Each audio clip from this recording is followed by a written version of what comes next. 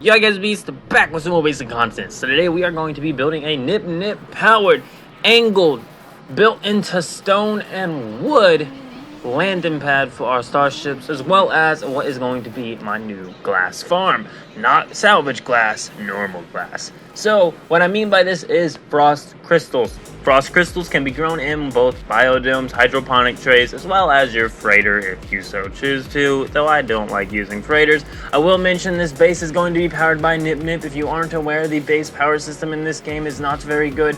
I don't recommend using it, and anybody playing on a normal difficulty save has no reason not to go ahead and start using custom settings, enable free power, and follow me in the trend of using Nip energy, guys. Today we are going to be building Nip energies inside this base, so that means there's going to be a Nip generator, as well as some Nip circuitry, as well as some Nip technology. All things Nip. Here we go. So while this is only going to be my glass farm, I am needing one of these because, well, I need a lot of glass to build a lot of biodomes, and I want to build a lot more farms. This system I want to cover in farms. Also, just a tip real quickly, if you've ever tried to visit my galaxy, which go check my community section, I will be posting glyphs to all of my bases in this galaxy, so I'll be posting coords to this galaxy, well, glyphs, you know what I'm saying?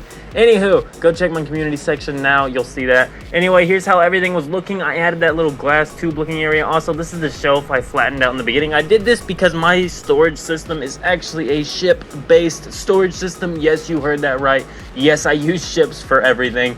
Yes, they're all categorized.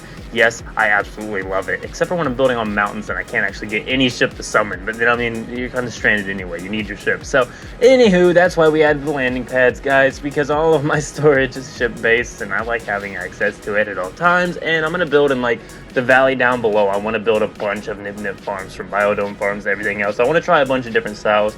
I do want to do at least one outdoor crop just to see what it's looking like. I think if I do an outdoor crop, though, I'm going to do it really small, and it might be an indoor-outdoor crop, possibly even. I don't like the idea of outdoor crops just because I gotta harvest them one by hand, and that's just not very much fun, but it would be nice to do one for design. So almost done here. T-shaped structure using the pure ferrite boxes. Those are just going to serve as a hallway. We are going to decorate those with sandstone or wood or something like that. Also, as you can see here, carbon containment 2, flora 2 units. I love these things. I use these as what are considered power cells by me.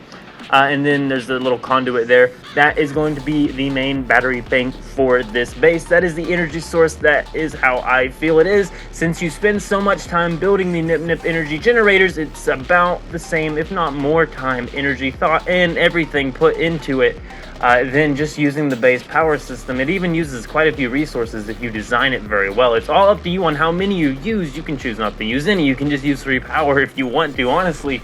Taking the power away when it comes to playing this game will not make it less enjoyable to play. As a matter of fact, worrying about power all the time is just annoying and drives me crazy, and I definitely wouldn't be playing as long as I have been if I had been using if I hadn't been using free power for so long. Now I just call it Nip energy, and we build Nip generators to feel better and also a little bit more immersive. Also had to go get a bunch of silicate during this. So this here is how I like to cover up the one side visible screen on the landing pads. If you didn't know that, the screen on these when you place them on blocks for some reason don't have anything else. They're just base screens. So I guess you're supposed to come up with whatever to do. What I usually do is shrink down these screens really small, and then I'll stick them in front of it. I've done all sorts of different ideas for this. One of my previous bases, point glyph for glyph point or something like that. It's my ship-based storage system. Go check that video out down below if you haven't seen that. In that one, we had actually done a very similar system. But as you can see here, we are now adding teleportation pads here. These teleportation pads were also decorated with, like, spark plug. The spark plug doesn't really serve any purpose, but it does look cool, and you can use it for all sorts of things. It can be used for all sorts of things. It can be jet turbines on something. It can be nanoid on a computer system. So anything. It's just up to your mind to figure it out. Every single decoration item can be turned on all 3 axes, so you can turn and rotate everything. Like, I used a table for the dish there, if you've seen that, with a bunch of lighting decorations shrunk down real small. This here is the generator room. This is going to be where all the power is harvested from the Nip. Now, this one is going to be pulling a signal from my Point Atlas base. It actually sends out a wireless Nip energy signal that any base can except provided they have a dish built on top, and this one did get a dish built on top. As you've seen, plenty of stuff. Also, there's even a battery bank to store power that it receives, so that it's not constantly using that energy through the air. It only asks for it when it needs it. That way the air frequencies aren't always jammed up by nip energy in this system, though do know this is a very, very dank system indeed. So, as you see here, we also use some of the new decorations. I just like them. I wanted to use them in a base, guys. I'm sorry. They were kind of just thrown in here, but actually I really liked how this interior turned out. Even though it felt a little sloppy in the beginning, it actually turned out to be very nice. I do like how it is. Do visit this, guys. I will be leaving the glyphs in my community section. You will need to be set to custom difficulty settings. Just remember that saves do not allow. You cannot visit a base that was built in, say, creative on survival. So if this was built in custom difficulty, you need to be in custom difficulty in order to actually see this base or any of the other bases in this galaxy. I didn't mention this before. I wanted to point that out. But as you can see here, this was just, what bang, there's some upstairs decoration. I love it, honestly.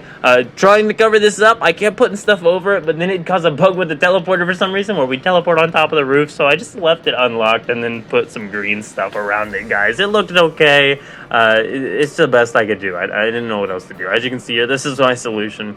We did try and do something from the ceiling coming down even and like touching in the center of it to be like, I don't know, an electrical component from the nip generator, but nope, that would also put you on the ceiling, so that had to go too. But anywho, as you can see here, this is really just stage 1 here. We still have to be doing the landing pads. I hate the base look of the landing pads. We tried to cover up the entirety of these landing pads. However, I don't know if it's just because of like, I don't know. I think what I need to do next time, I'm going to do a different approach to these angled landing pads. This was the first time I tried these. Really, 2 of them are just like sloped, and then the other one is angled the way you want it, where it's upwards. So when you look at the ship, you get to see like the top of it a little bit easier. It's just an easier way to see your ship. That's why I wanted this. This was mainly meant for a ship showcase area, so I can view 3 ships at a time, but also I can pull out 3 storage container ships worth of inventory at any time, and I really only need 2 at any time. That's being raw materials and crafting materials. So usually I only need 2 landing pads to any base, but yeah, from now on, I'm always going to be putting 3 landing pads just so I can pull 3 ships out. I can have my player ship that I fly in normally, and then my material ship. I don't want to be flying around with my materials all the time, though I do it way more often than I'm willing to be comfortable admitting. But yeah. And as you can see there, we just hopped in our ship there to switch over to a different inventory. And as you can see here, we covered the entire bottom with wood floors. Love this look. Way better than that ugly bottom look. We also built like that pillar thing there, as you can see.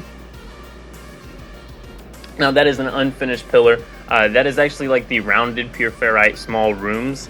They're rounded, and if you put them all together in the right way, they'll just be a perfectly round pole that you can angle the first one on, and then the rest will snap to it. So if you have to, you can do like a wooden box around it to make sure that everything is covered and nothing looks wrong. And we'll be touching up on that in the next video. The next video, I want to add more to the glass farm part of this. This video largely in part was just designing some sweet landing pads with some nice teleporters and setting up the basics of the base so that it is ready, and it is a small form glass farm, which is going to be important because we're going to need more glass to be adding on to this. I want to add more biodomes on this. I'm using double biodomes. If you haven't seen my video on double biodomes, you do need to go watch that. It is 32 plants that can be harvested from clicking the bottom button on the biodomes, meaning that both of those biodomes will be harvested in an instant. That's 32 plants super duper quickly. If you're not using creative power, you can still power them. It's not that hard to power the biodomes. However, it's going to be a little more difficult.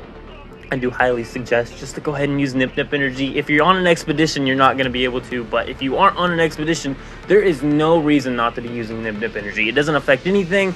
It doesn't affect anything at all, besides the fact that you're not seeing survival bases, and just more people need to use nip energy. And you can always set your settings back to another setting and go build a base in survival, and also get to those survival bases just by setting your settings back.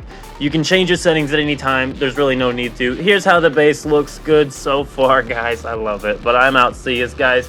Go ahead and leave a like on the video if you did enjoy it, and keep it beast mode. Can't wait to see y'all for the next part of this video.